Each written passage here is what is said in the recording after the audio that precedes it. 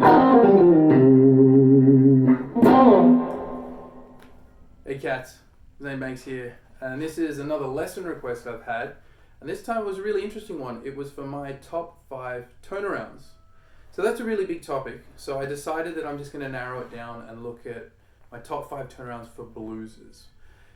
And I'll clarify that there's quite a lot you can do when it comes to doing a turnaround in a blues. Really, in a blues, the turnaround is essentially the event of the blues. The only other thing that really happens is you go to 4, and then the turnaround is this huge open space that you can get super creative in within the parameters of the genre that you're playing. So there are conventions that country bluesers have as opposed to blues bluesers and jazz bluesers and rock ones and so forth. So so we know where we're starting from. I'm going to say that the standard turnaround in the last 4 bars of a 12-bar blues would be 5 for a bar, 4 for a bar, 1 for a bar, 5 for a bar. Your stock standard blues, what you would hear in something like Pride and Joy, Texas Flood, that kind of thing. And I'll show you most of these examples in the key of E. So the first one that I really like, I'm going to call the Mercury Blues Turnaround. It's an Alan Jackson song from the 90s. And it follows that same format, except it goes 6, 5, 1, and I can't recall if it goes back to 5, but I would probably go back to 5 there if I could myself, because it kind of just reinforces that it really is the end. Quite often, even if you start on the 5 chord in that last 4 bars, you'll often go back for a very brief 5 at the end to just wrap everything up. So that would be like if we were looking at, I'll go from chord 4 of this blues.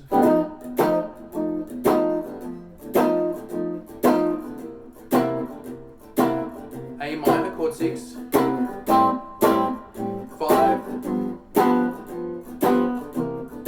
then it's got a sort of slightly melancholy sound. A minor and C are essentially the same chord. They are 2/3 the same chord, but the addition of the note A makes it sound sad and minor. So going from C7 gives it this slightly sort of Bill Withers introspective minor sound, which then goes beautifully down to G7, then back to C, and then you can throw in some kind of like altered chord, like a Hendrix chord.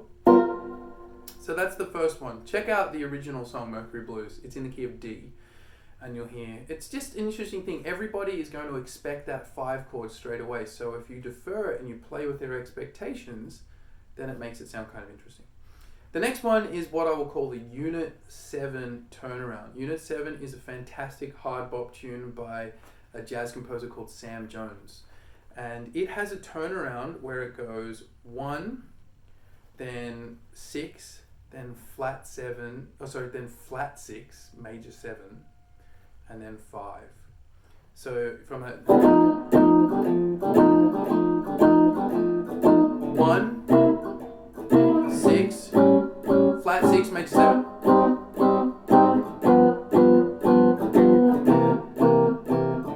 Like that. So you get this, it's essentially a slightly more jazzed up version of the Mercury Blues thing. So you're getting that, which goes perfectly down to, what a lovely chord that is, and then, so you're filling in the gap. You know, it's that whole jazz chromatic concept that we've talked about a lot, where you can just fill in the gap between 2 acceptable notes or chords. So I really like that one.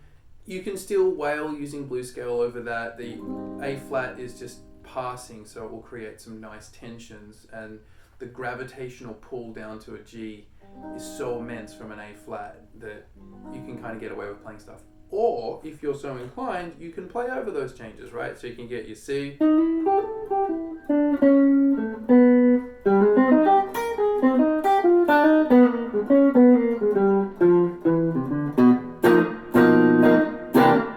that kind of thing. Gives you something interesting.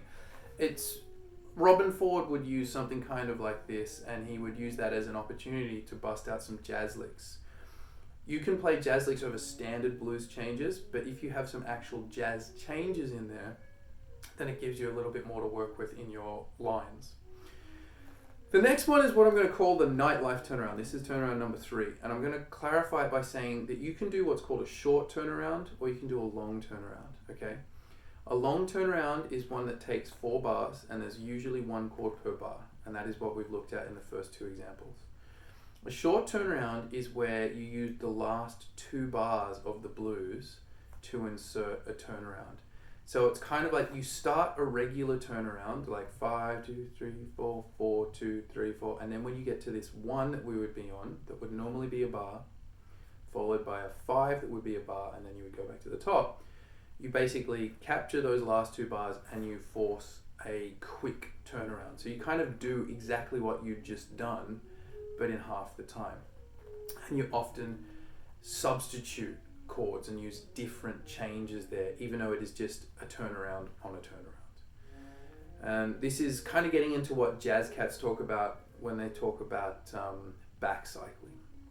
And they will prepare for a turnaround. So they'll even take the 2 bars or the 1 bar leading up to the actual turnaround, and they will do a turnaround into that. So it's just like this chain of turnarounds. That's essentially what happens in a lot of jazz standards, is that there'll be a couple of big harmonic events in the piece where you might go, starts on chord 1, then it goes to chord 6, and then it goes to chord 4, and then it goes to chord 2, and then it goes to chord 5 over the course of, say, 32 bars. And each of those chords, there will be a turnaround to those chords, and there'll have to be a turnaround on that key center. And that's how you get these big jazz sort of, complex charts. But if you reduce it, you realize it's actually not that complex. They're just turnarounds and they're just a few key sort of centers. So with Nightlife, this is from a Willie Nelson song. It's from my favorite Willie Nelson song, Nightlife. And it has an intro that goes 1, flat 3 major 7, flat 6 major 7, to 5. When the evening comes. So it's a beautiful song. It's again, I think, originally in the key of D.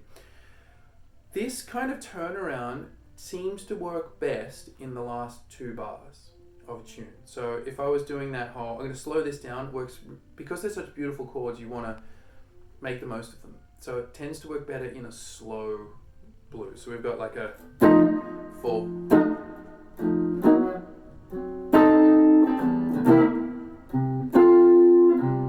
Here's the turnaround. 5 to 4. And the last 2 bars, Nightlife. 1, flat 3, flat 6.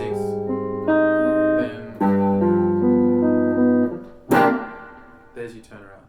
Sounds great. And often there'll be a melody over the top of that, which will go like.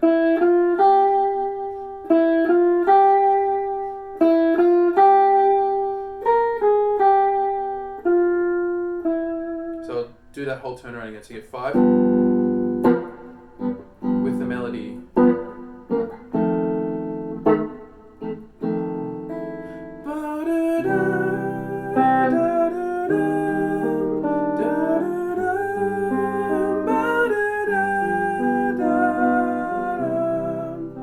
So if someone in the band plays that, that kind of lets the band members know that that's the turnaround you're going to do. You might have to talk them through that. Some of these, if you're playing with really switched on jazz cats, they could probably pick up on a lot of these and follow you. If it's just like a regular band or you're sitting in, it's probably best at the beginning of the song to just say, hey, I'm going to do a 6-5-1-5 turnaround.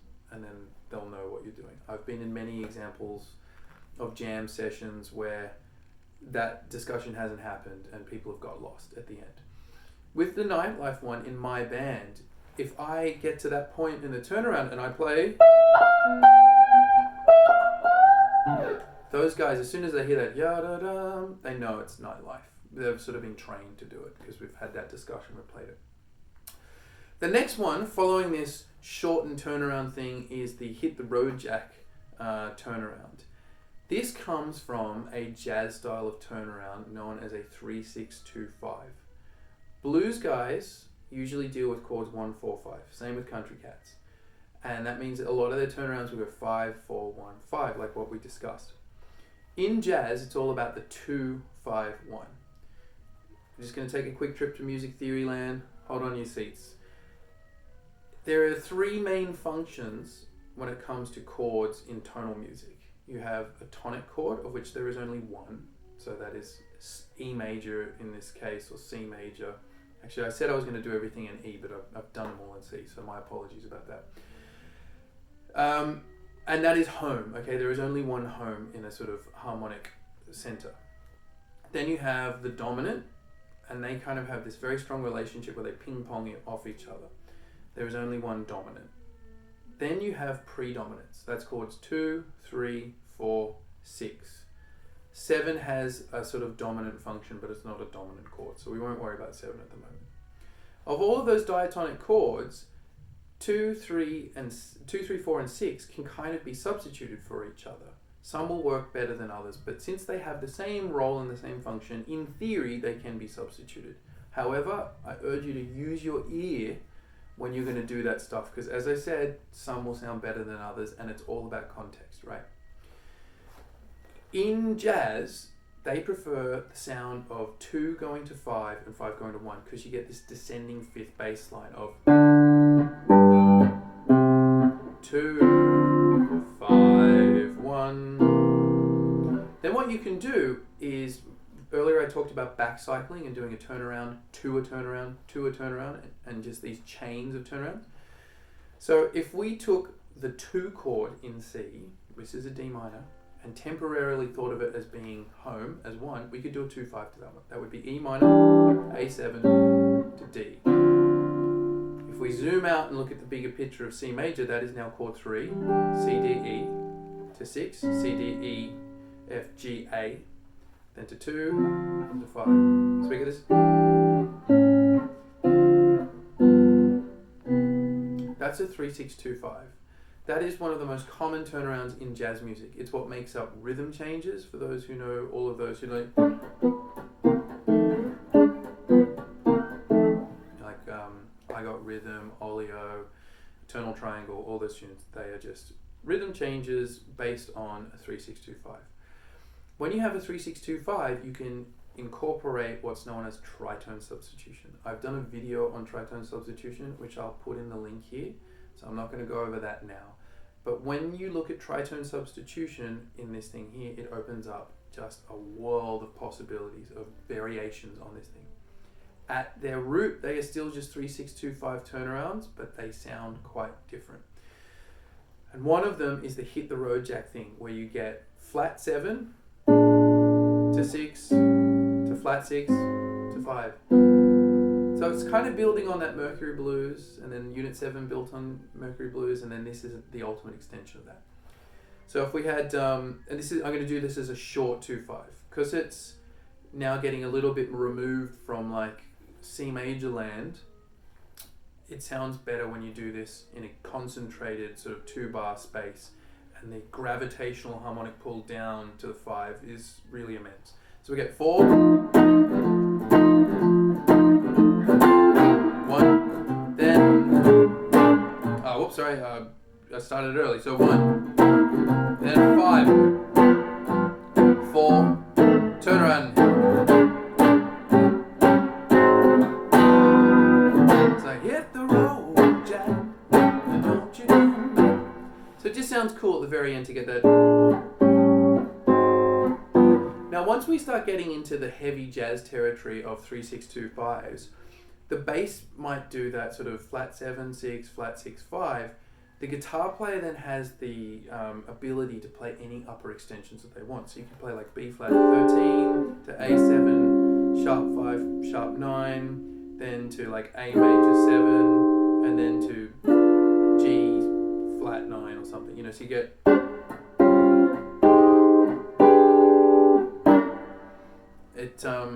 It sounds cooler when you play those really hip voices. This brings me to the last of my favorite turnarounds. That is the sharp 4 half diminished turnaround. This is really common in ballads. You know, if you do something like Body and Soul or Lover Man, often at the end you'll get this kind of turnaround. It can work at high tempos as well. You just have to condense it, otherwise it goes on for too long. the theory is that you basically start your turnaround on the sharp 4 degree of a scale. So let's say if we're in E, like I promised we were going to be in E. Apologies about that. Sharp 4 is going to be A sharp. Then you're just going to walk chromatically all the way down to E. This is another variation on that 3-6-2-5 one. It's a slightly more expanded version of that, where we're getting like a 4 to a 3 to a 6 to a 5, but a substitution of 4. We won't get too much into it, just have a listen to the sound of it. So we get this.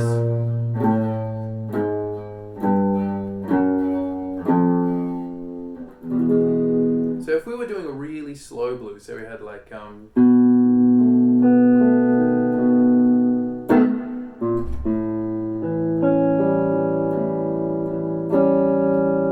from here we could do a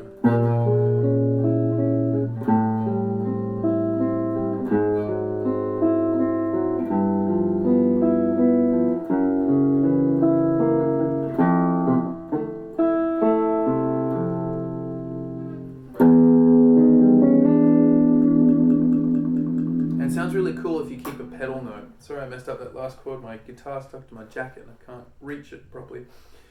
So I'm keeping the E in the top. So I can choose any of these chord voicings I like. That's the great freedom when you play sort of this kind of post-bop language, is I could play a major 7 here, I could play a diminished, then I could play a minor 7, then I could play another diminished, then I could play a 13. Doesn't really matter. You know, it's just that function of going all the way down.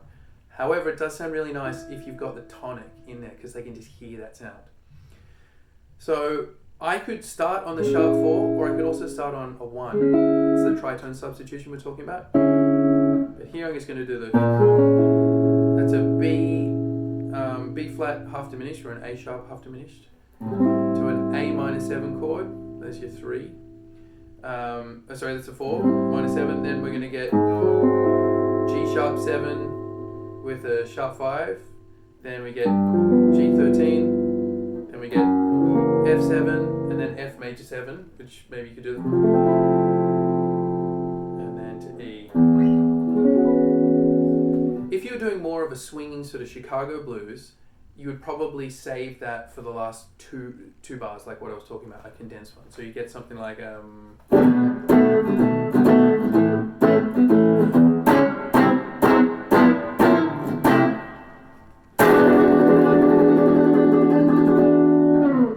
it sounds really hip. So there's quite a lot to cover in this. This is just 5 of them, but if you explore that concept of tritone substitutions and the 3-6-2-5 turnaround and what you can get out of that, particularly seeing as you can, decide what upper structure chords you want. They can be altered chords, dominant chords, minor 7 chords, whatever you like. There are thousands of possibilities. But I got a bunch of other videos on this stuff, as I said before, so check that out. But hopefully this is just a little bit of an introduction to the beautiful world of turnaround. So I'll catch you cats next time. Take it easy, right?